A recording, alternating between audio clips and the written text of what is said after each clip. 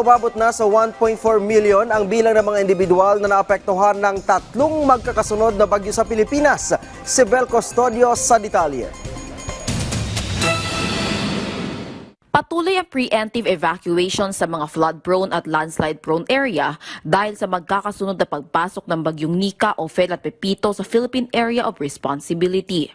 Nakapagtala ng mahigit 200,000 pamilya o mahigit 700,000 individual ang naka-preemptive evacuation sa Region 1, Region 2, Region 3, Calabarzon, Region 5 at Region 8. Base ito sa pinagsamang epekto ng bagyong Nika, Ophel at Pepito. Habang mahigit 1.4 milyong individual naman ang sumatotal na apektado ng tatlong magkakasunod na bagyo. Sa panayam ng PTV kay Office of Civil Defense Officer in Charge Assistant Secretary for Operations Cesar Idio, ayon sa kanya, patuloy ang paghahanda, pagpupulong at assessment ng iba't ibang ahensya ng pamahalaan para sa proactive response sa mga apektado ng bagyo. Lagi pong naka-alert ang ating National Disaster Risk Reduction Management Council at regional and local DRRM councils.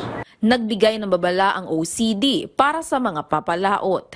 Na-emphasize ng ating Secretary of National Defense ay doon sa mga nabigyan ng mga gale warnings na dapat ang mga regional areas na ito na mayroong regional or gale warning advisories, dapat hindi na maulit yung mga oil leak dahil sa mga lumubog na barko. Dapat walang magsisail, walang magbabiyahe ng mga barko dahil sa mga prohibitions. Patuloy naman ang pag-alalay ng Department of Social Welfare and Development, lalo na sa mga lalawigan na dinadaanan ng bagyong Pepito. Aabot sa 10,000 DSWD family food packs ang ibabiyahe mula Cebu patungong Catanduanes sa pamamagitan ng air assets.